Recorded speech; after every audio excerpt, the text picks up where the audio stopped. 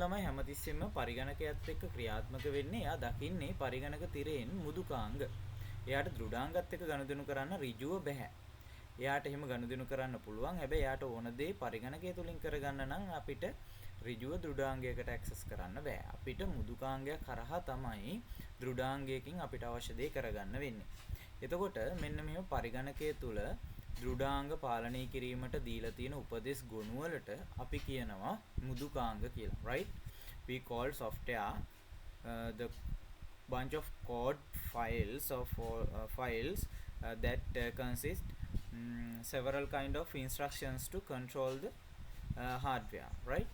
So there has two kind of softwares in usually, but in the syllabus we will know more kind of softwares in a computer, right? Usually I mentioned here OS and apps. මම මෙතන operating system එක සහ apps කියන්නේ යෙදු මුදුකාංග එක මම mention කරලා තියෙනවා. ඔයාලට බලා ගන්න පුළුවන්.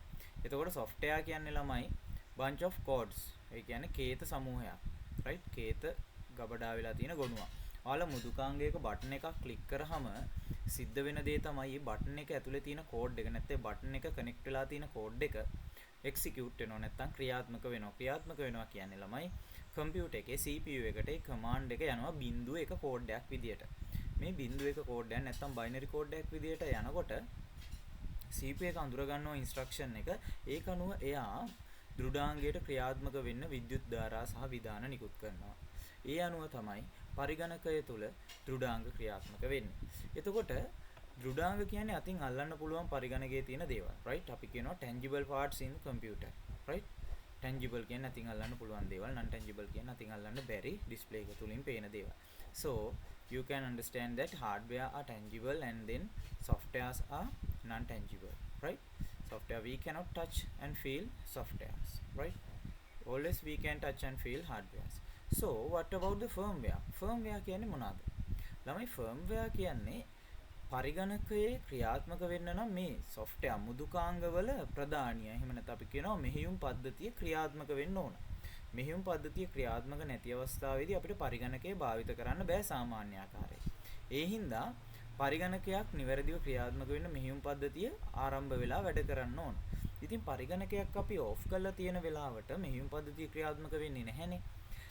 ඒ වගේ වෙලාවට අපිට පුළුවන් ළමයි පරිගණකය ඔන් කරද්දී මෙන්න මේ දේ තේරුම් ගන්න. පරිගණකය ඔන් කරද්දී ඔයාලට දකින්න ලැබෙන්නේ එකපාරට පරිගණකය ආරම්භ වෙනවත් එක්කම පරිගණකය අයත් වන පරිගණකය නිර්මාණය කරපු ආයතනයේ බ්‍රෑන්ඩ් නේම් එක ලෝගෝ එක තමයි ඔයාලට ඩිස්ප්ලේ එකේ දකින්න වෙන්නේ. අන්න ඒ වෙලාවේ පරිගණකය තුල අභ්‍යන්තරින් වෙනත් කේත සමූහයක් වැඩ කරනවා, ක්‍රියාත්මක වෙනවා.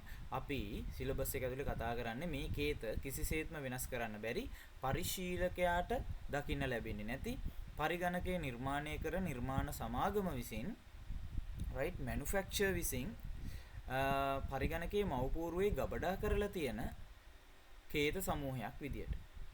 එතකොට this kind of codes insert to the motherboard by the manufacturer company, right? We call that chip as ROM, right? ROM එක කියලා අපි කියන්නේ මේ code සැටලත් කරලා තියෙන chip එකට. එතකොට in here you can see firmware. Firmware කියන්නේ ස්ථිරාංග. There has two kind of firmwares, right? ස්ථිරාංග වර්ග දෙකක් නෙමෙයි, sorry, ස්ථිරාංග උදාහරණ දෙකක් මෙතෙන්දී අපි කතා කරනවා. host සහ bootstrap loader කියන්නේ මේ විදිහට අපිට කතා කරන්න පුළුවන් ස්ථිරාංග දෙකක්. පරිගණකයේ මෙහෙයුම් පද්ධතිය on කරන්න තමයි මෙයා භාවිත වෙන්නේ. එතකොට ස්ථිරාංග නැත්නම් මේ firmwares insert කරලා තියෙන්නේ motherboard එකේ chip එකකට, ROM කියන chip එකට. අපි සිංහලෙන් කියන පට්න මාත්‍ර මතකය කියලා. මේකට insert කරලා තියෙන්නේ computer manufacturer සමාගම. එතකොට මෙන්න මේ diagram එක ඇඳ ගන්න ඕන ඔයාලා පැහැදිලිව ඔයාලගේ tute එකේ. ඊට පස්සේ ළමයි අපි ආයේ tute එකට move වෙනවා.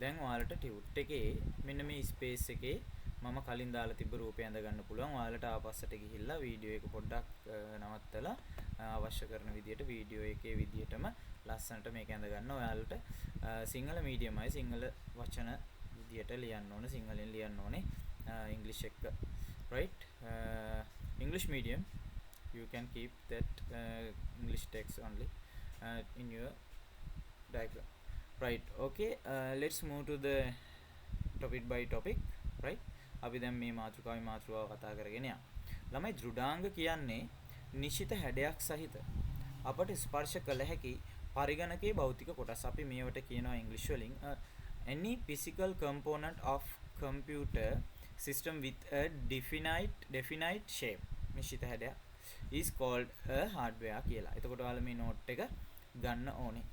ඊට පස්සේ ස්ථිරාංග වලට මෙහෙම කියනවා. පතන මාත්‍ර මතකයේ මං කිව්වේ ROM එකේ ස්ථාපිත පරිගණකයේ මූලික ක්‍රියාත්මක වීමට අදාළ උපදෙස්. right? එතකොට මේක කියනවා the booting instructions stored in the ROM නැත්නම් අපි කියනවා read only memory පටන මාත්‍ර මතකයේ are called firmware කියලා. So you have to get English note and single medium you have to get single note right ඔයාලට single note එක ගන්න වෙනවා accordingly ඒ වගේමයි ඔයාලා මෙතන අඩුම තරමේ bootstrap loader හරි උදාහරණයක් විදියට ස්ථිරාංග වල උදාහරණයක් විදියට ලියා ගන්න මම හිතන්නේ දෘඩාංග වල උදාහරණ ඔයාලට ලියන්න එහෙම අවශ්‍ය වෙන්නේ නැහැ ඔයාලට තේරෙනවා පරිගණකයේ අතින් අල්ලන්න පුළුවන් උපාංග වලට උදාහරණ ඊට පස්සේ මුදුකාංග ගත්තොත් අපි අච්චුපොතේ මෙතන මුදුකාංග කියන කොටසක් නැති වුණත් මම මෙතෙන්ට දැම්මා. මොකද හේතුව මෙතනම පැහැදිලි කරන් යන්න ඕන හින්දා. මෙහෙම කියනවා පරිගණකයේ තුලින් යම්කිසි කාර්යයක් ඉටු කර ගැනීමට දෙන උපදේශ සමූහයක් තමයි ඇත්තටම මේ software එකක් කියලා කියන්නේ. right? එතකොට set of instruction given to the computer to perform some activity using a computer. එතකොට සරල නෝට් එකක් තමයි ඔයාලට දෙන්නේ අත්‍යවශ්‍යම කරුණ පැහැදිලිව තේරුම් ගන්න අවශ්‍ය වාක්‍ය විතරයි දෙන්නේ අනවශ්‍ය විදිහට නෝට්ස් වැඩි කරන්නේ නැහැ. එතකොට මේ නෝට් එක ඔයාලා පොඩ්ඩක් වීඩියෝ එක නවත්තලා අරගන්න ඕන ටියුට් එකට ඔයාලගේ මීඩියම් එක අනුව. ඊට පස්සේ අපි යනවා විශේෂ විභාගයට බොහෝ විට එන ප්‍රශ්න හැදෙන තැනකට. ඒ තමයි පරිගණකයේ ආරම්භක ක්‍රියාකාරීත්වයේ සිදුවන ආකාරය. How the initial operations of a computer are performed. Right? There has some spaces you have to draw a diagram for this. I will show you that diagram. And also English medium kindly know that the English medium notes already given in the tutor. Therefore I am not going to give any English medium note for this but Sinhala medium lamai ඔයාලට මම මේකෙදි Sinhala medium note එක දෙනවා. step by step ලියා ගන්න ඔයාලා හරියට ලියා ගන්න ඕනේ. එහෙනම් අපි මුලින්ම යමු මේ පරිගණකයේ ආරම්භක ක්‍රියාකාරීත්වය කියන්නේ මොකක්ද සහ මේක වෙන්නේ කොහොමද කියලා අඳුරගන්න. අපි මේ පිළිබඳව බොහොම පොඩිම අවස්ථාවක කතා කරා මෙන්න මෙතනදී. මම කිව්වා පරිගණකයක් ආරම්භ වෙද්දි මෙන්න මේ ස්ථිරාංග නැත්තම් ෆර්ම්ස්වැයා තමයි මෙහෙයුම් පද්ධතිය ආරම්භ කරන්න උදව් කරන මූලික කාර්යයන් ටික කරන්න කියලා. එතකොට මෙහෙයුම් පද්ධතිය ක්‍රියාත්මක නැති අවස්ථාවේදී පරිගණකයේ ක්‍රියාකාරීත්වය ආරම්භ කරන්න මෙන්න මේ ස්ථිරාංග තමයි භාවිත කරන්නේ ෆර්ම්වැයාස්. එහෙනම් අපි යනවා පරිගණකයේ ආරම්භක ක්‍රියාවලිය ඉනිෂියල් ඔපරේෂන් එක ගැන ඉගෙන ගන්න. ළමයි මුලින්ම අපි UPS එකෙන් කරන්ට් එක දීලා පරිගණකයේ පවර් බටන් එක ඔන් කරනවා. මම ඔක්කොම ඩීටේල්ස් මෙතන දාලා නැහැ. අත්‍යවශ්‍ය ටික විතරයි දාලා තියෙන්නේ. එතකොට එහෙම ඔන් කරාට පස්සේ පරිගණකයේ CPU එකට විද්‍යුත් බලය ලැබෙනවා. මේ ලැබුණට පස්සේ මෙයා අයිඩෙන්ටිෆයි කරගන්නවා පරිගණකය මේ වෙනකන් ක්‍රියාත්මක තත්ත්වයේ නෙමෙයි තිබුණේ. එහෙනම් මගේ ඊළඟ ඉන්ස්ට්‍රක්ෂන් එක වෙන්න ඕනේ. ඊළඟ විධානය වෙන්න ඕනේ ROM එකට එක්සිකියුට් කරන්න කියන්න එයාගේ සුපුරුදු ෆර්ම්වෙයාස් ටික. එතකොට මේ ROM එක ඇතුලේ නැත්නම් අපි කියන පට්න මාත්‍ර මතකය ඇතුලේ තියෙනවා විශේෂ පද්ධතියක්. අපි මේකට කියනවා මූලික ආදාන ප්‍රතිදාන පද්ධතිය. අපි සිංහලෙන් කියන්නේ මූලික ආදාන ප්‍රතිදාන පද්ධතිය. ඉංග්‍රීසි වලින් කියනවා basic input output system. basic input output system. right? එතකොට මේ basic input output system එකත් එක්ක මේ ROM එක ඇතුලේ පටන මාත්‍ර මතකයේ ඇතුලේ there has two more things.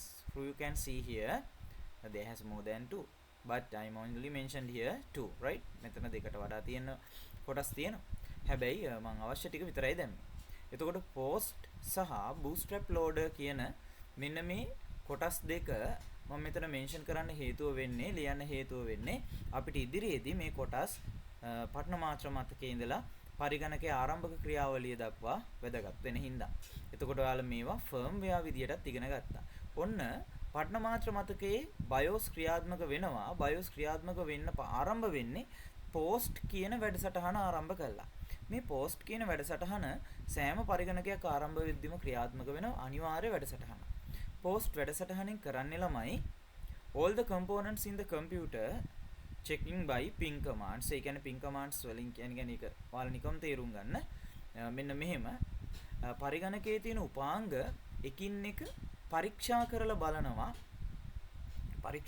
බලනවා ක්‍රියාත්මක වෙනවද පරිගණකේ ඔන් කරන්න සුදුසුත්වයේ තියෙනවද කියලා. ඒතර මෙතන ඔයාලට බලා ගන්න පුළුවන් there has some components, physical components I have mentioned here.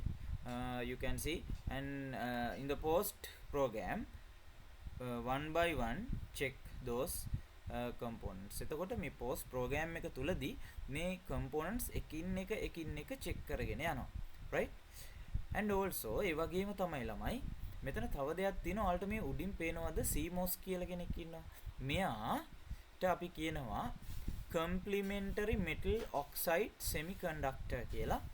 එතකොට මෙයා තමයි පරිගණකයේ කිසිම වෙලාවක පරිගණකය වසා දැමුවත් විදුලිය නොමැතිව සිටින්නේ නැති. ඒ කියන්නේ සරලව කිව්වොත් හැමතිස්සෙම විදුලියෙන් ක්‍රියාත්මක වෙන chip එක. මෙයාට හැමතිස්සෙම විදුලිය පවත්වාගෙන යන්න මෙන්න මේ CMOS බැටරි කියලා එකක් තියෙනවා. ඔයාලා මදර්බෝඩ් එක ගලවලා බැලුවනම් ඔයාලට පුළුවන් මදර්බෝඩ් එකේ ඇලුමිනියම් පාටට වගේ අර රවුමට බැටරි එකක් තියෙනවා. අන්න ওই බැටරි එකට කියනවා අපි CMOS බැටරි එක කියලා. ওই බැටරි එකෙන් තමයි මෙන්න මේ CMOS chip එක අකණ්ඩව විදුලිය දෙමින් පවත්වාගෙන යන්නේ.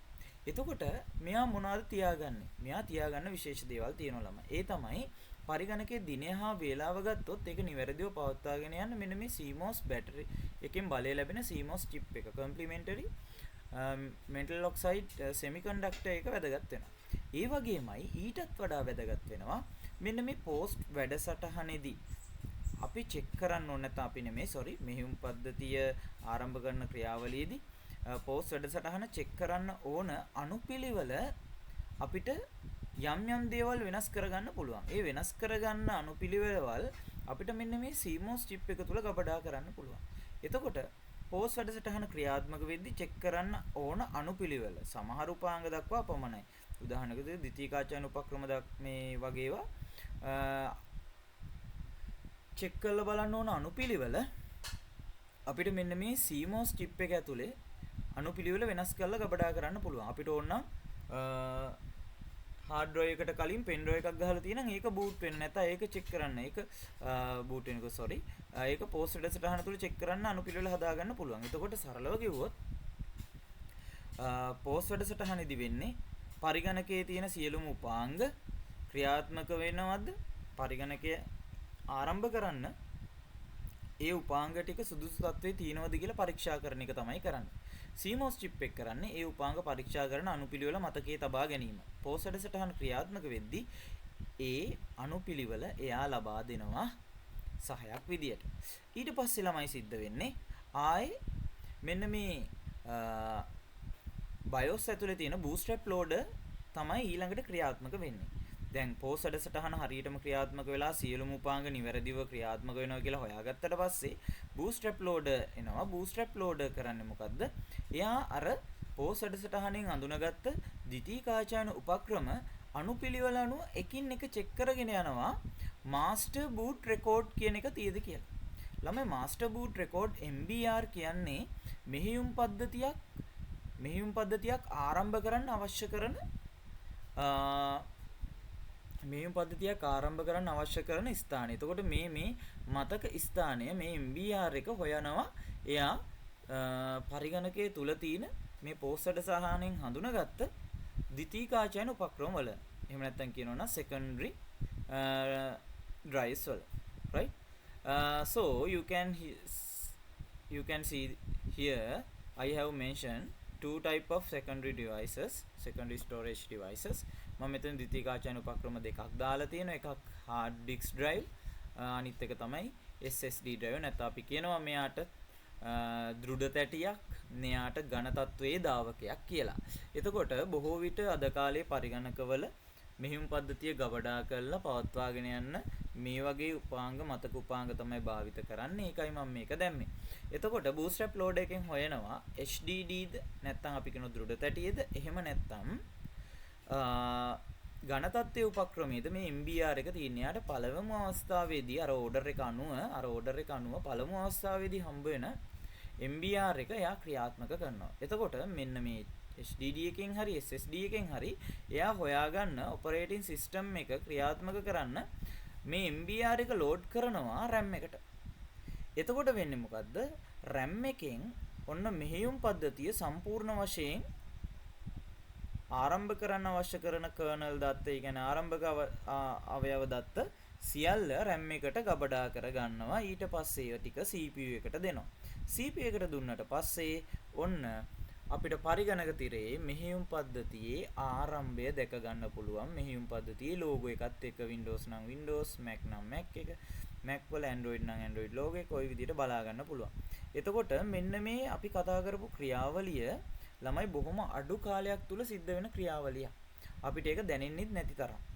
ඉතින් මේ ක්‍රියාවලියේ විභාගෙට එන අනුපිළිවෙල මම පහලින් දාලා තියෙනවා. ඔයාලා මේ රූපේ ඇඳලා ඉවර වෙලා මේ අනුපිළිවෙලත් ලියා ගන්න. ඔයාලට පුළුවන් වෙන්න ඕනි ස්කිල් එක මෙන්න මේක. ඇත්තටම හරිනම් මේක අවබෝධයෙන් කියන්න පුළුවන් වෙන්න ඕන. එහෙම නැත්තම් විභාගෙට ඕනි ස්කිල් එක නම් මෙන්න මේ ටික අනුපිළිවෙලින්. එතකොට විභාගෙදී මේ අනුපිළිවෙල ගැන ප්‍රශ්න කරනවා. ඒ අනුපිළිවෙල හදි සමහරට CPU එක නැතුව BIOS වලින් පටන් ගන්න ඒවා තියෙනවා අනුපිළිවෙල. ඒක ප්‍රශ්නයක් කරගන්න එපා. ඔයාලා මේ අනුපිළිවෙල පාඩම් කරගන්න, මතක තියාගන්න. මේ ක්‍රියාවලිය හරියට අවබෝධ කරගන්න පුළුවන් නම් ඔයාලට බොහොම පහසුවෙන් මේක මතක තියාගන්න පුළුවන්. එතකොට මම මේක නම්බර්ස් කරනවා. right නම්බර්ස් කරන්නේ ළමයි නෝට් එක බලලා මට පොඩි වෙලාවක් දෙන්න.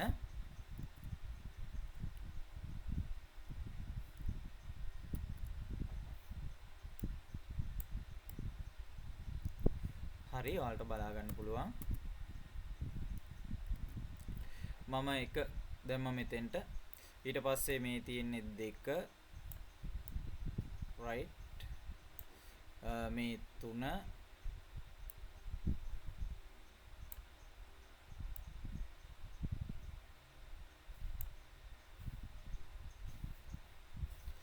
ඊට පස්සේ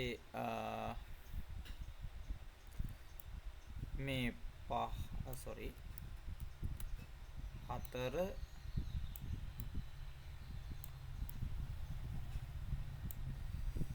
5 මේ විදියට ඔයාලා නම්බර්ස් කරගන්න. right එහෙනම් ඉක්මනට මේ රූපය අඳින්න. මම මෙතෙන්දි වීඩියෝ එක නවත්තලා ඔයාලා මේක ඇඳලා මේක අනුපිළිවෙලට පහළට ලියලා මේ විදියටම ලස්සනට මේක හදාගන්න. මේ රූප පොඩ්ඩක් පොඩි කරලා අඳින්න ඔයාලගේ එකේ උස ප්‍රශ්නයක් වෙන්න පුළුවන් හින්දා.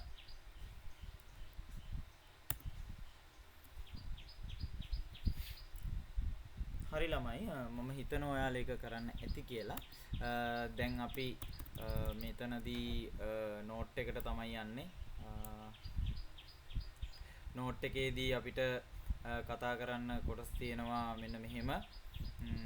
විශේෂයෙන් සිංහල මීඩියම් අයට මේකේ අනුපිළිවෙල දෙන්න තියෙනවා. ඉංග්‍රීසි මීඩියම් අය මේ කොටස් වලට අනුපිළිවෙලට දාගන්න තියෙන්නේ.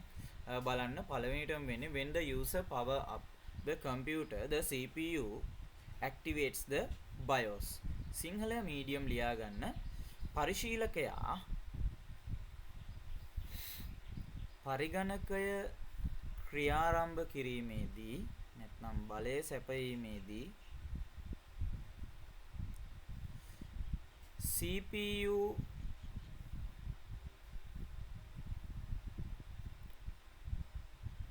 මගින්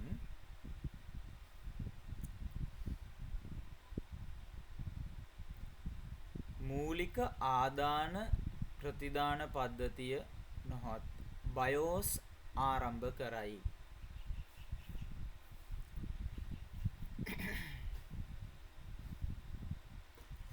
ඊට පස්සේ අංක 2 මෙහෙම තියෙනවා. The first program activated is host using the CMOS memory This check all the hardware and confirms that all are functioning properly. මේකට ලියා ගන්න සිංහල medium. ඉන්පසුව නැත්නම් දෙවනුව post වැඩසටහන ක්‍රියාරම්භ වී CMOS මතකයෙහි ඇති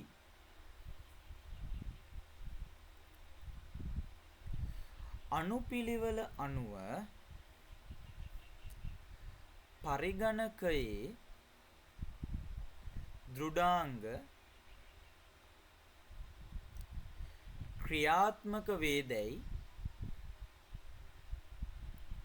පරීක්ෂා කරයි.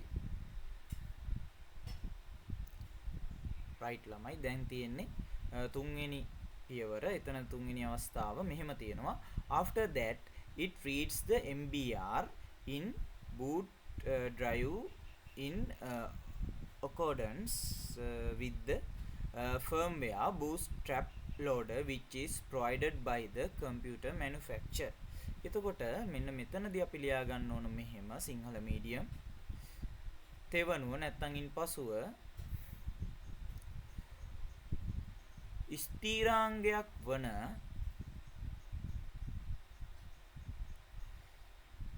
bootstrap loader English වලින් යන්න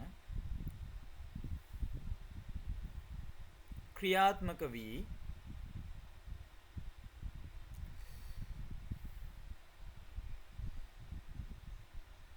පරිගණකයේ ද්විතීයික මතකයන් තුළ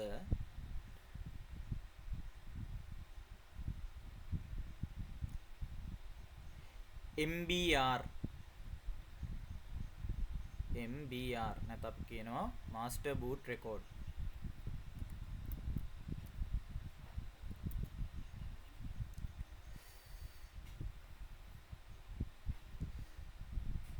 සොයා කියවනු ලබයි.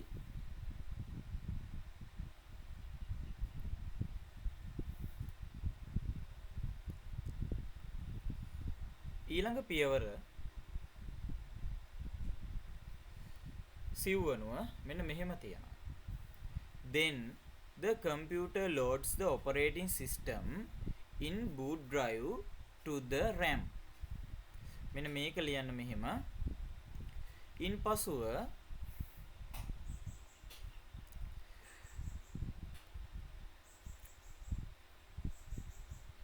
පරිගණකයේ මෙහෙයුම් පද්ධතිය එය ස්ථාපනය කර ඇති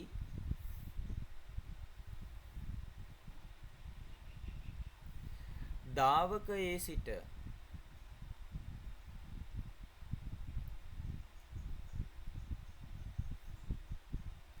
ප්‍රධාන මතකය දක්වා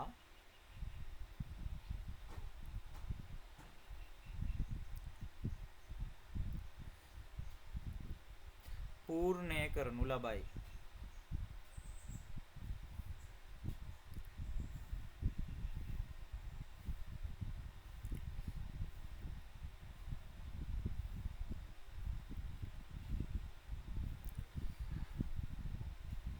ඊට පස්සේ අවසාන පියවර ලියන්න.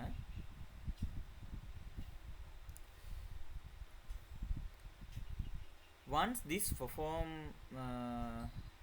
the operating system takes over the control of the computer and display a user interface to the user. එතකොට මෙන්න මේක සිංහලෙන් ලියන්න. ඉහත ක්‍රියාවලිය අවසානයේදී මෙහෙයුම් පද්ධතිය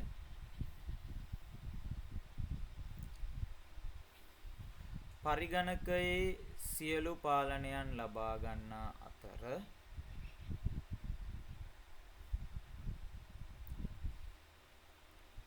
පරිශීලකයාට අතුරු මුහුණතක් ලබා දේ.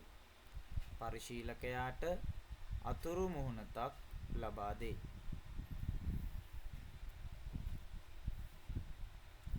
හොඳයි. ඔයාලා මේ ගත්තේ පරිගණකය ක්‍රියාත්මක වෙන ක්‍රියාරම්භ වෙන අනුපිළිවෙල. එතකොට මම නැවත කියනවා අර අනුපිළිවෙල මම දීලා තියෙනවා ඇලයිරි ගහලා ඒක හරි විශේෂයි කෙටියෙන් පාඩම් කරගන්න විභාගෙට වැදගත් වෙයි.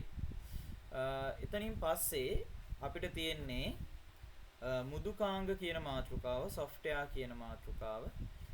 software කියන මාතෘකාව ගත්තොත් ළමයි මෙතන ඔයාලට බලා ගන්න පුළුවන් ප්‍රධාන වශයෙන් ප්‍රධාන මුදුකාංග වර්ග දෙකක් තියෙනවා. මේ ප්‍රධාන මුදුකාංග වර්ග දෙක තමයි පද්ධති මුදුකාංග සහ යෙදුම් මුදුකාංග. ළමයි පද්ධති මුදුකාංග හදන්නේ පරිගණක පද්ධතිය නිවැරදිව ක්‍රියාත්මක කිරීම සඳහාමයි.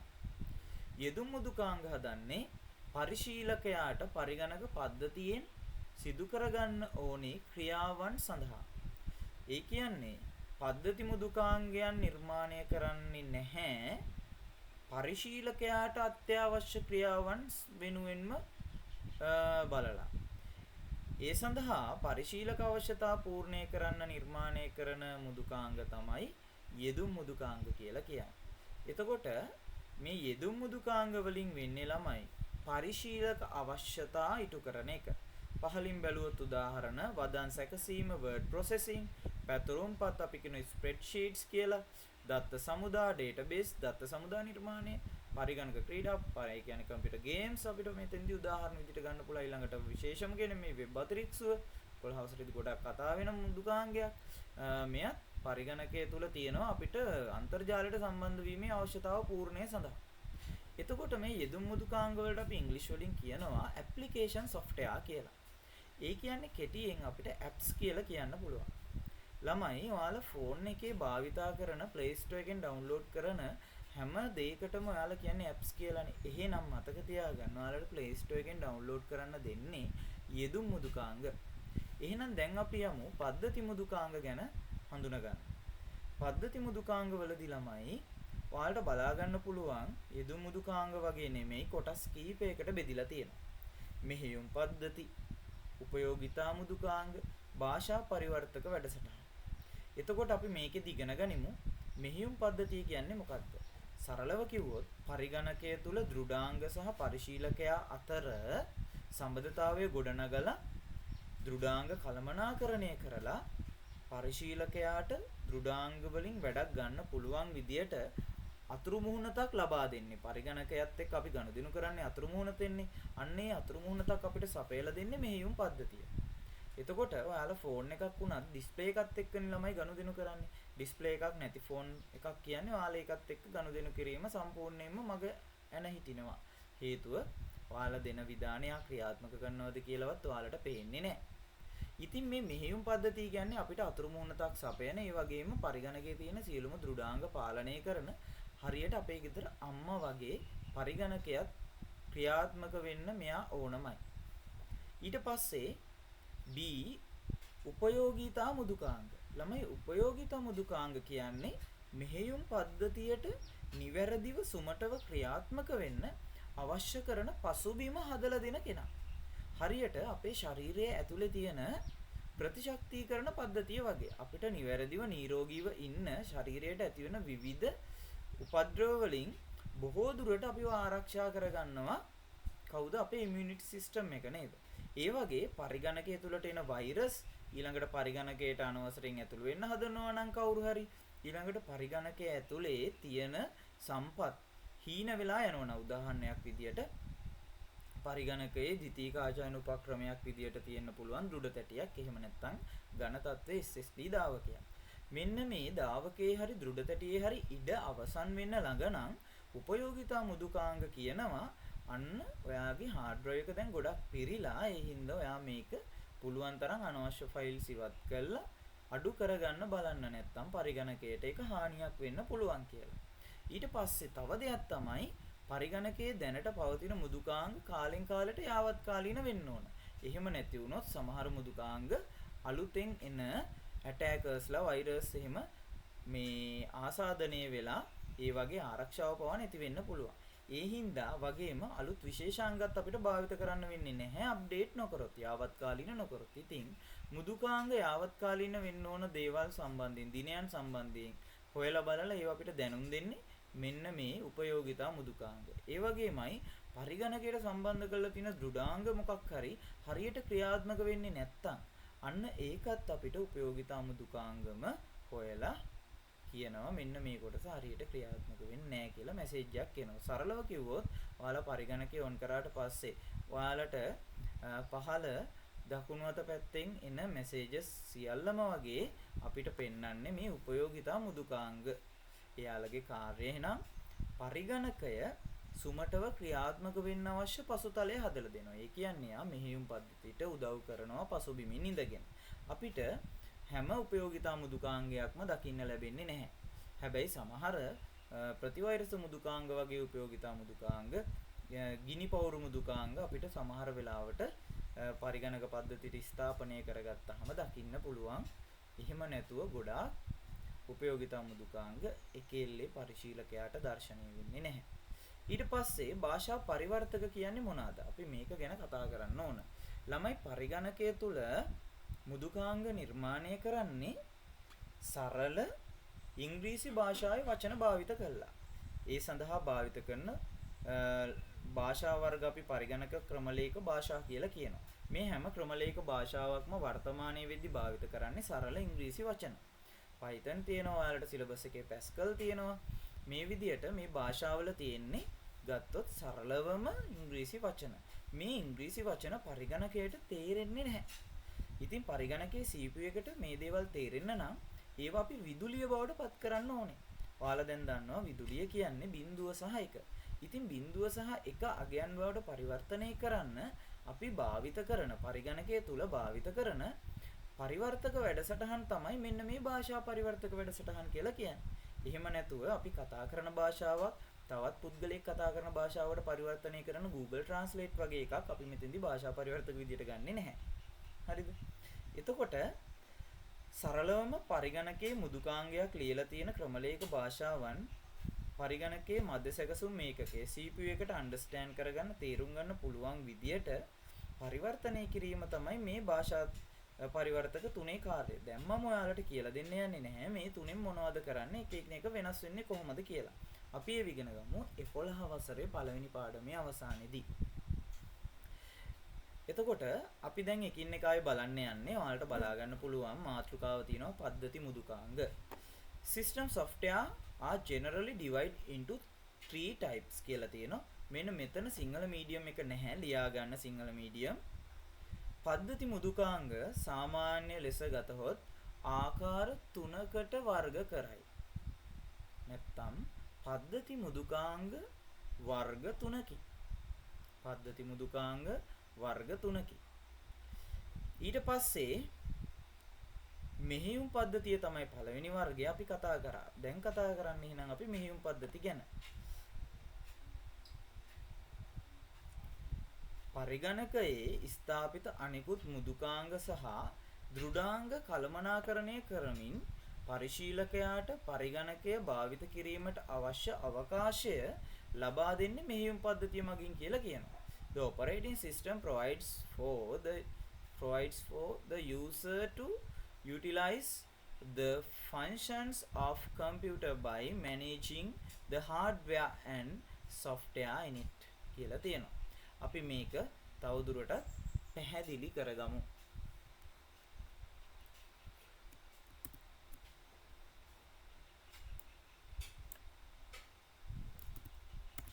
හරි ළමයි. මම මෙතනින් ඉඩක් හොයාගත්තා. මෙන්න මෙතන පහළ. එතකොට අපි පරිගණකයේ මේ තියෙන්නේ ඔපරේටින් සිස්ටම් එක නම් මේ ඔපරේටින් සිස්ටම් එක ක්‍රියාත්මක වෙන්නේ දෘඩාංග හાર્ඩ්වෙයාර් මත.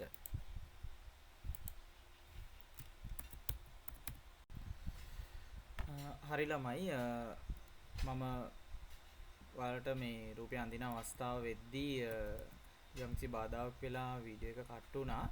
එතකොට මම ඇඳපු රූපය ගැන කතා කරන්නම්. මේ තියෙන්නේ එක.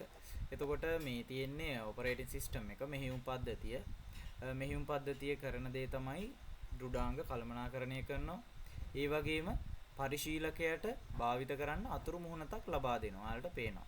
එතකොට මේ මෙහෙයුම් පද්ධතිය මත තමයි අපි අර කලින් කතා කරපු පොඩ්ඩක් කතා කරේ අර ඒ යෙදුම් මුදුකාංග නැත්නම් මේ apps අපි install කරන්නේ. මෙහෙයුම් පද්ධතිය අයින් කරා කියන්නේ apps ටිකත් අයින් කරන්න වෙනවා. ඔයාලට තේරෙනවා යා මත ඉන්නේ. එතකොට පරිශීලකයට පුළුවන් එයාට අවශ්‍ය නම් apps use කරලා එයාට අවශ්‍ය කාර්යයන් කරගන්න. එතකොට app එකෙන් දෙන instruction එක මෙහෙයුම් පද්ධතිය අරන් යනවා දෘඩාංග වල තියෙන CPU එකට.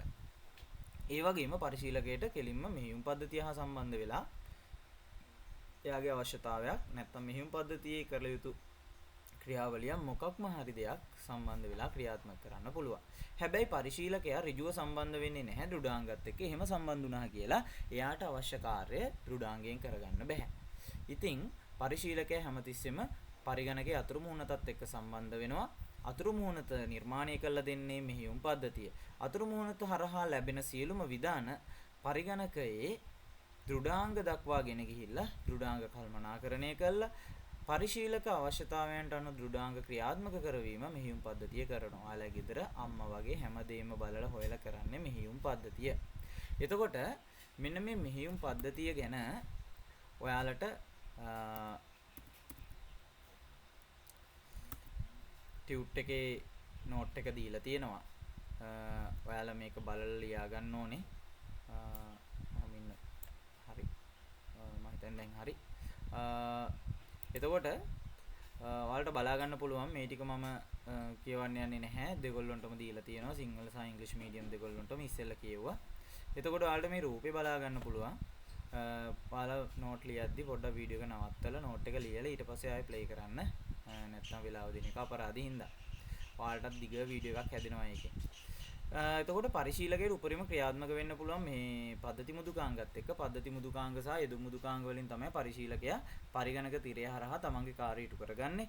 එතකොට මේ සියලුම උපදේශ අරගෙන ගිහිල්ලා දෘඩාංග කළමනාකරණය කළා මේ දෘඩාංග වලින් පරිශීලකයේ අවශ්‍යතා ඉටු කරලා දෙන්නේ නැත්නම් පරිශීලකයට අවශ්‍ය කරන ක්‍රියාවලි සඳහා දෘඩාංග ක්‍රියාත්මක කරවන්නේ මෙහෙයුම් පද්ධතිය. එතකොට මෙහෙයුම් පද්ධතිය ඇත් වෙන්නේ පද්ධති මුදුකාංග ගණයට ඔයාලා දැන් ඉගෙන ගත්තා. එතකොට අපි දැන් යනවා පද්ධති මුදුකාංග වල ඊළඟ උදාහරණය කතා කරන්න. ඒ තමයි උපයෝගීතා මුදුකාංග. right? එතකොට උපයෝගීතා මුදුකාංග කියන්නේ මොකද්ද? ළමයි පරිගණකයේ මෙහෙයුම් පද්ධතියට බොහොම සුමටව පරිගණකයේ ක්‍රියාත්මක කරන්න අවශ්‍ය කරන වටපිටාව හදලා දෙන පසුබිම හදලා දෙන මුදුකාංග වලට අපි කියනවා උපයෝගීතා මුදුකාංග කියලා. right? These software helps to operating system operate the computer smoothly, right? Without any interruption. So this kind of software usually perform back end in the computer process, not in the front end. Usually users cannot see most of the operations of these kind of softwares in within the interface, right? ඒ කියන්නේ අපිට පරිශීලක අතුරු මුහුණත තුලින් ගොඩාක් වෙලාවට පරිශීලකයින්ට මේ උපයෝගිතා මුදුකාංග වල ක්‍රියාවලිය දෙක ගන්න හම්බෙන්නේ නැහැ. මෙයාලා පසුබිමින් ක්‍රියාත්මක වෙලා මුදුකාංග යාවත් කාලින වෙන්න තියෙනම් ඒව සම්බන්ධයෙන් මුදුකාංග තුල වෛරස් ගොනු තුල වෛරස් තියෙනම් ඒව හොයලා දෙනවා. අනවසරයෙන් කවුරු හරි ඇක්සස් කරලා තියෙනවා නම් පරිගණකේ ඒක හොයලා ඒක අපිට දැනුම් දෙනවා. ඊළඟට පරිගණකයේ දෘඩ තැටිය පිරෙන්න යනවා නම් ඒක සම්බන්ධයෙන් අපිට දැනුම් දීලා ඉක්මනට අනවශ්‍ය ගොනු ඉවත් කරන්න කියන උපදෙස් දෙනවා. ඊළඟට තැටි පිරිපහදු කරන්න නැත්නම් අපි කියනවා තැටිය ක්ලීන් කරන්න අනවශ්‍ය ගොනු කොටස් තියෙනවා නම් මකාදමු ගොනු වල පව ඒව ඉවත් කරලා තැටිය පුළුවන් තරම් නිදහස් කරලා හිස්ව තියන්න උදව් කරනවා. එතකොට පරිගණකයේ මෙහෙයුම් පද්ධතියට හොඳ ඉඩක් අරගෙන ක්‍රියාත්මක වෙන්න පුළුවන් හින්දා. ඉතින් මේ වගේ පරිගණකයට බොහොම ස්මූත්ලි නැත්නම් අපි කියන සුමටව ක්‍රියාත්මක වෙන්න උදව් කරන මුදුකාංග තමයි උපයෝගිතා මුදුකාංග කියන්නේ. පරිගණකයේ ස්ථාපිත අනිකුත් මුදුකාංග විශ්ලේෂණය කිරීම සහ පරිගණක නඩත්තු කිරීම වැනි ක්‍රියාවන් සඳහා උදව් කිරීමට මේවා නිර්මාණය කරලා තියෙනවා. These are used to manage and analyze the software in the computer. The utility software differ from the application software in their complexity and operational activities. ළමයි මේ යෙදුම් මුදුකාංග ගැන අපි කලින් පොඩ්ඩක් කතා කරා. ඒ තමයි පරිශීලකයාගේ අවශ්‍යතාවය ඉටු කරන්න තමයි බොහෝ විට යෙදුම් මුදුකාංග නිර්මාණය කරන්නේ. software engineer කෙනෙක් software එකක් හදන්නේ පරිශීලකයාගේ උම්මනාවට. පරිශීලකයා අවශ්‍ය කරන පරිශීලකයට ආස කරන ඉන්ටර්ෆේස් එකක් දාලා එහෙම හදන්නේ. එතකොට මේ උපයෝගිතා මුදුකාංග ගොඩාක් ඒවට ඉන්ටර්ෆේසස් නැත්නම් මේ අතුරු මුහුණක් නැහැ. එයාලා පසුබිමින් ක්‍රියාත්මක වෙලා පරිගණකයේ නිවැරදිව ක්‍රියාත්මක වෙන්න අවශ්‍ය කරන පසුබිම හදලා දෙන එක තමයි කරන්නේ. එතකොට තේරුම් ගන්න ළමයි යෙදුම් මුදුකාංග වලින් පරිශීලක අවශ්‍යතා ඉටු කරනවා සරලව ෆෝන් එකේ තියෙන apps ඊළඟට උපයෝගිතා මුදුකාංග වලින් පරිගණකයේ සුමටව ක්‍රියාත්මක වෙන්න අවශ්‍ය කරන පසුබිම් කාර්යයන් සිදු කරලා දෙනවා. ඉතින් මේ දෙන්න එකිනෙක සමාන නැහැ කිසිසේත්ම. ඊට පස්සේ තියෙනවා මෙහෙම තවත් හොඳ පැහැදිලි කිරීමක්. A utility software is system software used to maintain, protect, manage and improve the performance of a computer. උපයෝගිතා මුදුකාංග යනු පරිගණකය නඩත්තු කිරීමට, ආරක්ෂා කිරීමට, කළමනාකරණය කිරීමට සහ එහි කාර්යක්ෂමතාව වැඩි කිරීමට භාවිතා කරන පද්ධති මුදුකාංගයකි කියලා. එතකොට මෙතනදී පොඩි උදාහරණ ටිකක් ඔයාලට බලා ගන්න පුළුවන්. උදාහරණ තියෙනවා ඔක්කොම 8ක්. මෙතනින් අපි කීපයක් කතා කරමු. වෛරස් ආරක්ෂාව සිද්ධ කරන්නේත් උපයෝගිතා මුදුකාංග වලින් අපි ඒවට කියන ප්‍රතිවෛරස මුදුකාංග කියලා. ඉංග්‍රීසි මීඩියම් වෛරස් ප්‍රොටෙක්ෂන් සොෆ්ට්වෙයාර් නැත්නම් ඇන්ටි වෛරස් සොෆ්ට්වෙයාර් කියලා කියනවා. සිංහල මීඩියම් මෙතන ලියා ගන්න උඩින් ලියා ගන්න ප්‍රතිවෛරස මුදුකාංග. එහෙම නැත්නම් ඉංග්‍රීසි මීඩියම් ලියා ගන්න ඇන්ටි වෛරස් සොෆ්ට්වෙයාර් කියලා. මේ වචන යූස් වෙන හින්දා. ඊළඟට මෙතන ෆයිල් කම්ප්‍රෙෂන් වලට සිංහලෙන් කියනවා ගොනු සංකෝචනය කියලා. ගොනු සංකෝචනය, ගොනු සම්පින්ඩනය, සංකෝචනය දෙකම කියන ඉංග්‍රීසි මීඩියම් නම් ෆයිල් කම්ප්‍රෙෂන් තමයි. ඊට පස්සේ ඩිස්ක් ක්ලීන් අප් කියන්නේ තැටි පිරිසිදු කිරීම. ඒක ඒ විදිහටම තියෙනවා no issue. ඊට පස්සේ උපස්ස මුදුකාංග කියන්නේ ළමයි පරිගණකයේ නිවැරදිව ක්‍රියාත්මක වෙවි තියෙන අවස්ථාවක ඒකේ නිවැරදිව ක්‍රියාත්මක වෙන මතකයක්. අපි ගුණයක් විදියට ගබඩා කරගන්නවා පරිගණකයෙන් පිටත තියෙන උපාංගයක. එතකොට පරිගණකයේ ආයේ රෝගී වෙච්ච වෙලාවක වෛරස් ඇවිල්ලා හරි ඇටැක් කෙනෙක් ඇවිල්ලා හරි මොකක්ම හරි ප්‍රශ්නයක් වෙච්ච වෙලාවක අපිට බොහෝ විට මේ උපස්තය පරිගණකයට ඉන්ස්ටෝල් කිරීමෙන් පරිගණකයේ නැවත පසු බෑකප් එක ගහපු දිනය දක්වා අපස්සට බෑක්ඩේට් වෙලා යාවත්කාලීන වීමකුත් නෙමෙයි ඒකෙදි වෙන්නේ. පසු දිනයකට යාවත්කාලීන වෙලා අර මේ වෙද්දි තිබ්බ දෝෂ ටික පරිගණකයෙන් ඉවත් වෙනවා. ඉතින් මේ උපස්තය ගබඩා කිරීමෙන් අපිට දත්ත ආරක්ෂා කරගන්න පුළුවන්. සමහර විට මේ දත්ත මැකිලා විනාශ වෙලා ගියොත් උපස්තය ගැහුවට පස්සේ අන්න ඒ දවස්සේ තිබ්බ දත්ත ටික එහෙම ආයේ පෙන්වන්න ගන්නවා. ඒ හින්දා දත්ත ආරක්ෂා කරගන්නත් මේ උපස්තය භාවිත කරනවා. උදාහරණයක් විදිහට ඔයාලා ආස සින්දුවක් තියෙන ඔන්න මේ වෙද්දි මැකිලා. ඔයාලා උපස්තය අරගෙන මේ ආයි උපස්ත කරාට පස්සේ බෑකප් කරාට පස්සේ බැලුවාම අන්න ඒ දා වෙද්දි සින්දුව තිබ්බ හින්දා අන්න දැන් ඔයාගේ පරිගණකයට මැකී ගිහපු සින්දුව දැක ගන්න පුළුවන්. ඉතින් ඊට පස්සේ තියෙනවා තැටි කල්පනාකරණය. තැටි ඉඩමදි වුණොත් හાર્ඩ්වෙයාර් එක ඉඩමදි වුණොත් ඒක ඉක්මනට කියලා පුළුවන් තරම් අනවශ්‍ය ගොනු ඉවත් කරවීම තමයි මේකේ ප්‍රධාන කාර්යය. ඊට පස්සේ ගොනු නැවත ලබා ගැනීම කියන්නේ ගොනුවක් ඩිලීට් වුණ ෆයිල් රිකවර් කරගන්න පුළුවන් මේ යුටිලිටි සොෆ්ට්වෙයාර්ස් තියෙනවා. මේ තියෙන පල්ලෙහා එක්සැම්පල්ස් රීකුවා කියන එක තමයි ලෝකේ ප්‍රසිද්ධ මේක. ඊට පස්සේ ෆයර්වෝල් ප්‍රොටෙක්ෂන් කියන්නේ ළමයි ගිනි පවුරු. අපිට ගිනි පවුරු මුදුකාංග විදියට භාවිත කරන්න පුළුවන්. එතනදී වෙන්නේ ජාලකරණයේදී අපිව වෙනත් පරිශීලකයන්ගේ ඇක්සස් වලින් අනවසර පිවිසුම් වලින් සරලව ගොත හැකින් වලින් ආරක්ෂා කරලා අපිව පරිස්සම් කරලා දෙනවා. ඒ වගේම අනවශ්‍ය ගොනු අපිට එන එක නවත්තනවා. අනවසර ප්‍රවේශ ඉල්ලීම් අපේ පරිගණකයට එන එක නවත්තනවා. එතකොට මෙතන ලියා ගන්න සිංහල මීඩියම් ගිනි පවුර කියලා. ඒ විදිහට ඩ්‍රයිවර් කල්පනාකරණයක් තියෙනවා. ඒ විදිහට ගොඩාක් තියෙනවා. උතනින් ඔයාලට අඩුම 3ක්වත් පුළුවන් නම් හොඳටම ඇති. ඊට පස්සේ උපයෝගිතා මුදුකාංග පරිගණකය ආරක්ෂිතව සහ කාර්යක්ෂමව ක්‍රියා කිරීමට උපකාරී වෙයි කියලා තියෙනවා. ඔයාලට බලා ගන්න පුළුවන් මෙතන. ඊට පස්සේ අපි කතා කරනවා භාෂා පරිවර්තක වැඩසටහන් ගැන. ළමයි භාෂා පරිවර්තක වැඩසටහන් ඉස්සෙල්ලා අපි පොඩි ප්‍රමාණයක් කතා කරා හඳුන්වා දීමක් කරා. ඒ කියන්නේ භාෂා පරිවර්තක වැඩසටහනකින් ඇත්තටම කරන්නේ අපි කතා කරන භාෂාවත් තවත් වෙන පුද්ගලෙක් කතා කරන භාෂාවකට පරිවර්තනය කිරීම නෙමෙයි. මෙතනදි වෙන්නේ භාෂා පරිවර්තකයකින් කරන්නේ පරිගණකය තුල ක්‍රමලේඛ භාෂාවන්ගෙන් ලියලා තියෙන සරල ඉංග්‍රීසි වචන පරිගණකයේ CPU එකට කියවන්න පුළුවන් විදියට විදුලිය බවට පරිවර්තනය කරන එක. ඒ කියන්නේ බිඳුව සහ එක බවට පරිවර්තනය කරන එක. මෙතනදී මේ බිඳුව සහ එක භාෂාවට අපි කියනවා ළමයි යන්ත්‍ර භාෂාව කියලා. එහෙම නැත්නම් අපි කියනවා මැෂින් ලැන්ග්වේජ් එක කියලා කියනවා. මේකේ තියෙන නෝට් එකේ පොඩි වෙනසක් කරගන්න වෙනවා.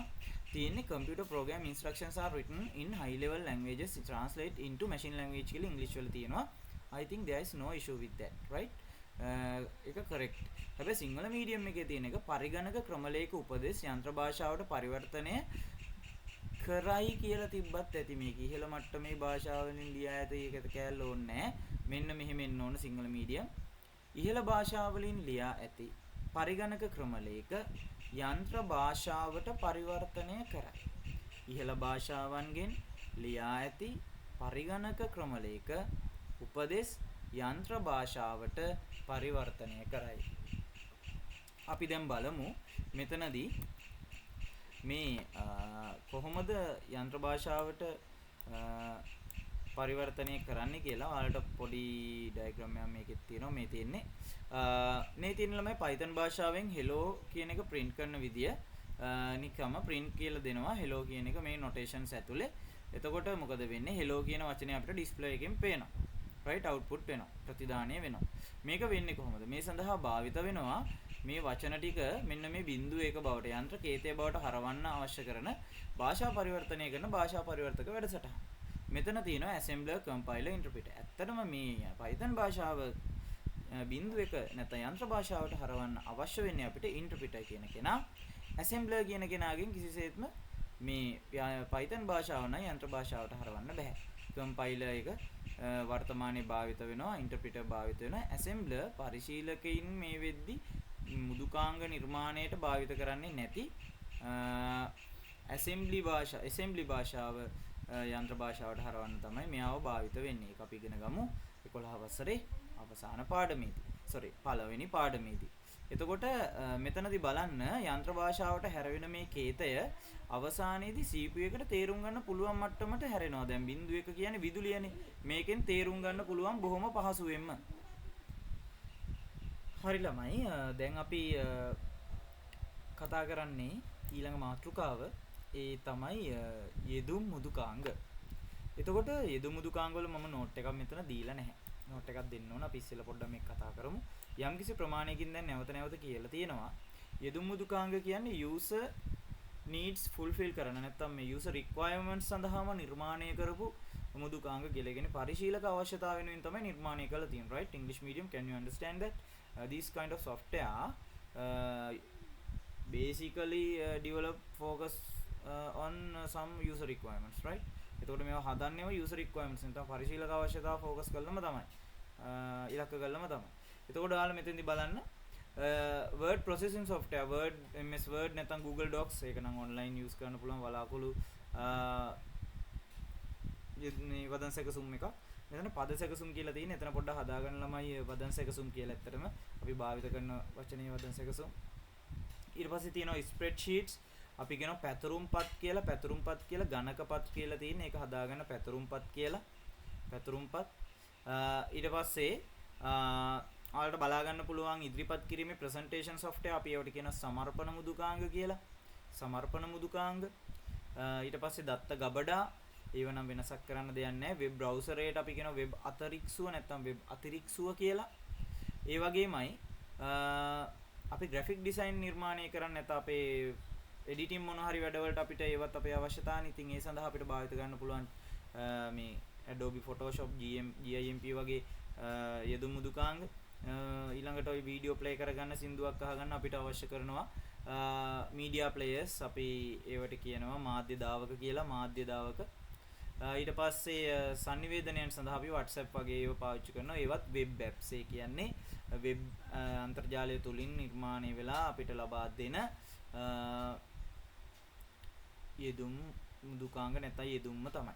right? එතකොට මතක තියාගන්න යෙදුම් මුදුකාංග වර්ග කෙරෙන්නේ ඒ ඔක්කොම එකයි. පරිශීලකයේ අවශ්‍යතාව ඉටු කරන මුදුකාංග යෙදුම් මුදුකාංග. apps කියන්නේ යෙදුම් මුදුකාංග වලට, application කියන්නේ යෙදුම් මුදුකාංග වලට. right? මෙතනින් පස්සේ අපි හරි විශේෂ මාතෘකාවකට එනවා. ඒ තමයි මෙහෙයුම් පද්ධතියක අවශ්‍යතාවය. Importance of operating system. පරිශීලකයා සහ පරිගණක අතර, පරිගණක දෘඩාංග අතර සමදතාව ඇති කරන්නේ මෙන්න මේ මෙහෙයුම් පද්ධතිය. මම ඔයාලට මේක කලින් රූපයක් ඇඳලා පෙන්නනවා. right? මෙහෙම තියෙනවා. The software which facilitate the interaction between human user and hardware is the operating system. ඒත් එක්ක මතක් කරන්න ඕන ළමයි යෙදුම් මුදුකාංග වල කාර්ය ඔයාලා ලියා ගන්න ඇති කියලා හිතනවා. පරිශීලක අවශ්‍යතා ඉටු කිරීම සඳහා පරිගණකය තුළ ස්ථාපනය කරන මුදුකාංග තමයි යෙදුම් මුදුකාංග කියලා කියන්නේ. අපි එතෙන්ට පොඩ්ඩක් යන් ඒකේ නෝට් එක තව පොඩ්ඩක් එකතු කරන්න ඕන. මම නෝට් එක හරියටම දුන්නේ නැහැ එතන. මෙන්න මෙතන ලියන්න. පරිශීලක අවශ්‍යතා ඉටු කිරීම සඳහා නිර්මාණය කර භාවිතා කරනු ලබන පරිශීලක අවශ්‍යතා ඉටු කිරීම සඳහා නිර්මාණය කර භාවිතා කරනු ලබන මුදුකාංග යෙදුම් මුදුකාංග ලෙස හඳුන්වයි. මෙහිදී වෙන පාට පෑනක් කරගන්න. මෙහිදී යෙදුම් මුදුකාංග මෙහෙයුම් පද්ධතිය මත යැපේ.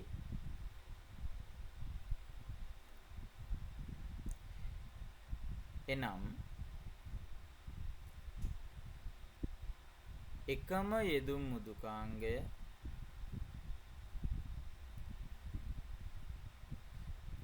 මෙහෙයුම් පද්ධති කිහිපයක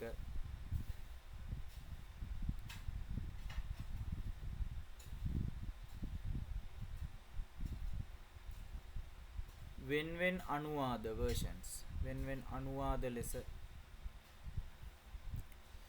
ස්ථාපනය කිරීමට සිදුවේ. සරලව කිව්වොත් Windows වල අපි install කරන්න හදන software එකක් අපිට Mac වල Mac operating system එකේ install කරන්න බෑ. හරි. English medium ලියන්න application software mainly designed to fulfill user requirements.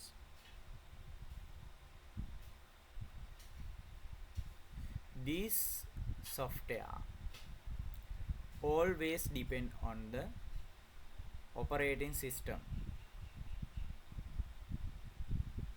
Therefore, if a specific one software has different kind of versions for different operating systems.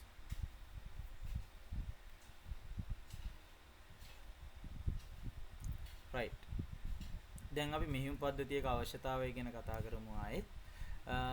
මෙහෙයුම් පද්ධතියක් අවශ්‍ය වෙන්නේ ඇයි?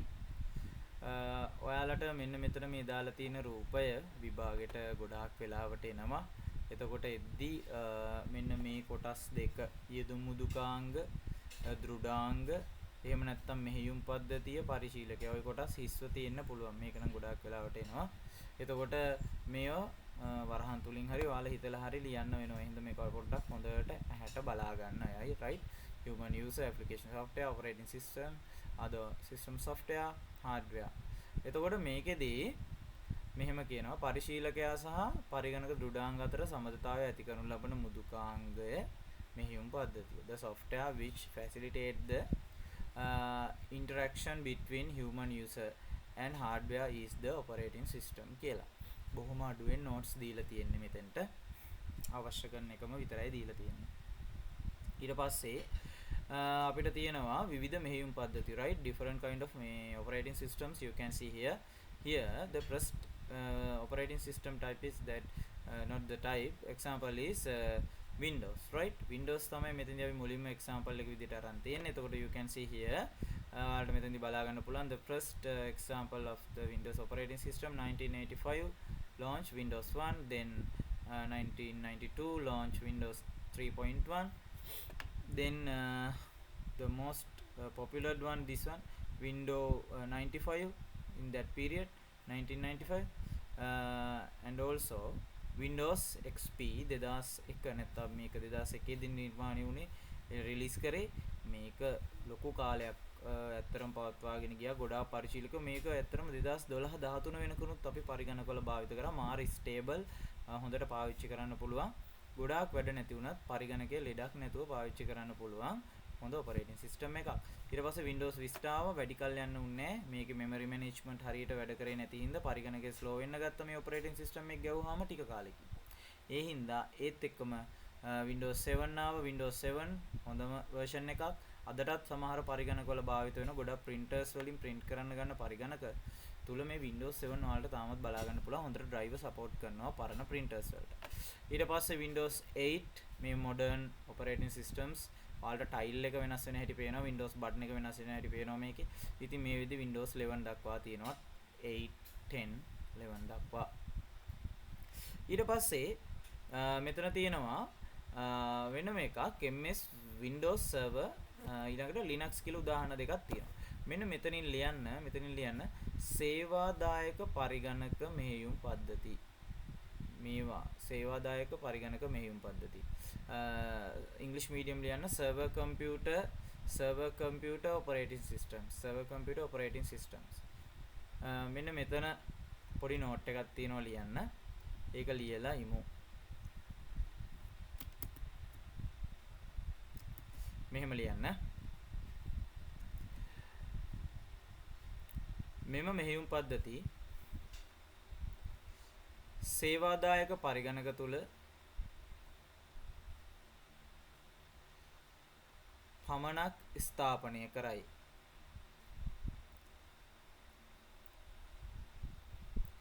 එකවර පරිශීලකයින් රැසකට සේවා සපයා හැකියි. එකවර පරිශීලකයින් රැසකට සේවා සැපයිය හැකිය. English medium ලියන්න. These operating systems installed only in server computers.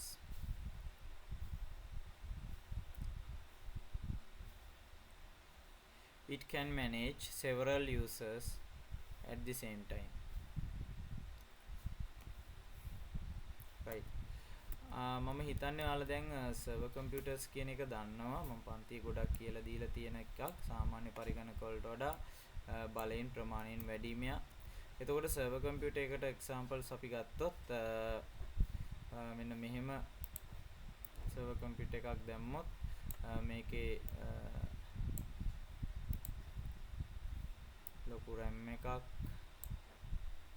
ඊට පස්සේ ලොකු CPU එකක් ලොකු hard drive එකක් එහෙම තියෙනවා.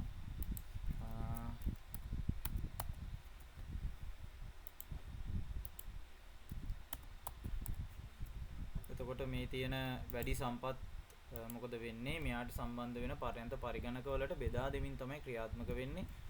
hard disk drive HDD කියන්නේ. එතකොට මෙතෙන්දි වෙන්නේ මෙයාට සම්බන්ධ වෙන කුඩා පරිගණක රාශියක්. මම මේ පැත්තට විතරක් දාන්නම් ඉඩ manage කරගන්න.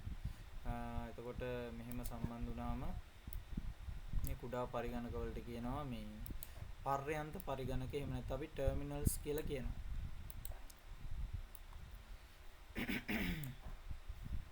එතකොට ළමයි මොකද වෙන්නේ මේ Windows server වගේ operating system එකකට පුළුවන් මේ සම්බන්ධ වෙන පරිශීලකයෝ 4 දෙනාම එකපාර සම්බන්ධ වුණත් ප්‍රශ්නයක් නැහැ. යාට ඒ 4 දෙනාම එකපාර කල්පනාකරණය කරලා 4 දෙනාටම අතුරු මුහුණත් 4ක් දීලා ඒ වගේමයි 4 දෙනාම දෙන කාර්යයන් කළා 4 දෙනාටම එකම වේගකින් ක්‍රියාත්මක වෙලා respond කරලා දෙන්න පුළුවන්. ක්‍රියාත්මක වෙන්න පුළුවන්.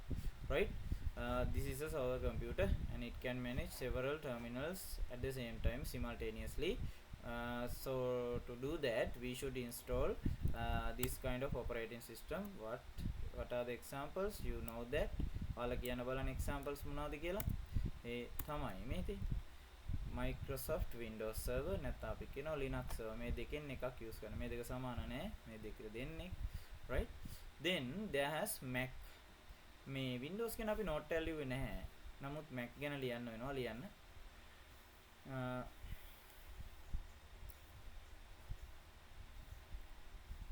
Apple සමාගම විසින් නිර්මාණය කරන සියලුම පරිගණක තුල මෙම මෙහෙයුම් පද්ධතිය පවතී. නැත්නම් මෙම මෙහෙයුම් පද්ධතිය ස්ථාපනය කරයි.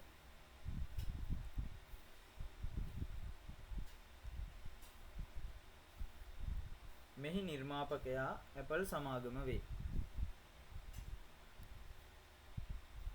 නැත්නම් මෙහි නිෂ්පාදකයා Apple සමාගම වේ. Right, English medium ලියන්න. Manufacturer of this operating system is Apple, and also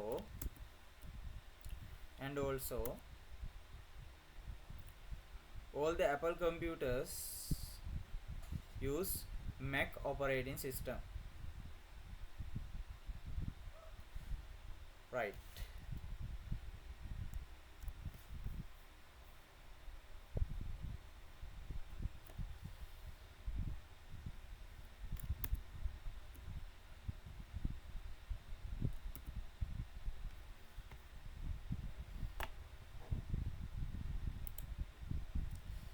ඊට පස්සේ අපිට තියෙනවා Linux base operating system කියලා මෙන්න මෙතන ලියා ගන්න සිංහල medium Linux පාදක මෙහෙයුම් පද්ධතිය.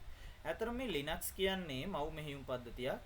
මේ මව් මෙහෙයුම් පද්ධතියට පුළුවන් නැත්නම් මේ මව් මෙහෙයුම් පද්ධතිය භාවිත කරලා අපිට පුළුවන් වෙනත් මෙහෙයුම් පද්ධති හදන්න. Linux කියන මෙහෙයුම් පද්ධතියට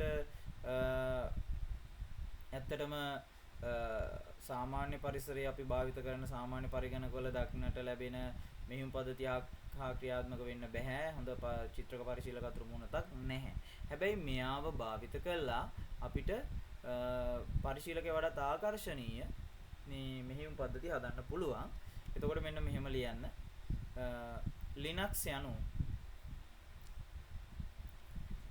විවිධ මෙහෙයුම් පද්ධති නිර්මාණය සඳහා අවකාශයේ සලසා දෙන පසුතල මෙහෙයුම් පද්ධතියකි.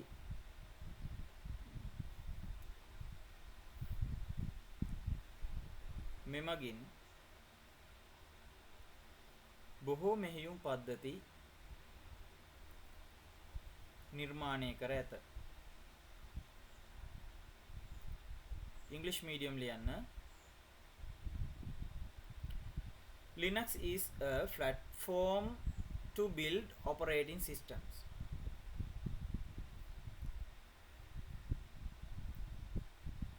There has many operating systems which based on Linux. හරි. ඔයාලට තමයි දැන් examples 12ක් තියෙනවා පේන්න. ප්‍රසිද්ධම එකක් Ubuntu, ඒ වගේම මේ Debian කියන එක, Fedora ඊළඟට hacking වලට ගොඩක් use කරන කෙනෙක් මේ Red Hat, ඒ වගේම Kali Linux මේ තියෙන්නේ. මේවා ගොඩක් cyber security පැත්තට hackers hacking පැත්තට යනවා ඒවා. තව දෙයක් මතක තියාගන්න ඔයාලා operating system ගැන කතා කරනවා නම් කවුරු හරි යාළුවෙක් කාලට hacking ගැන කතා කරද්දී ළමයි යා හරියට hack කරනවා කියනවනම් එතන අනිවාර්යයෙන්ම යා use කරන්න ඕන operating system එකක් වෙන්නේ Linux base කරපු operating system එකක්. එහෙම කියලා Android වලින් නම් බෑ. අනිකුත් මේ වගේ desktop operating system වලින් අපිට පුළුවන් අපි කවුද කියලා පෙන්නේ නැති වෙන්න යම් යම් ක්‍රියාවන් සිද්ධ කරගන්න. ඒ සඳහාම නිර්මාණය කරපු කෙනෙක් තමයි Kali Linux කියලා කියන්නේ. මීට අමතරව මෙන්න මෙතන ලියා ගන්න මෙහෙම. Linux මෙහෙයුම්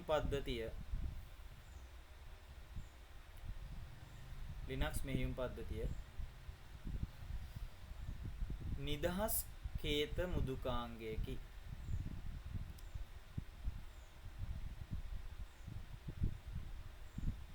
මෙය නොමිලේ භාවිත කළ හැකිය. මූල කේතයද පරිශීලකයාට ලබාගත හැකිය. Right?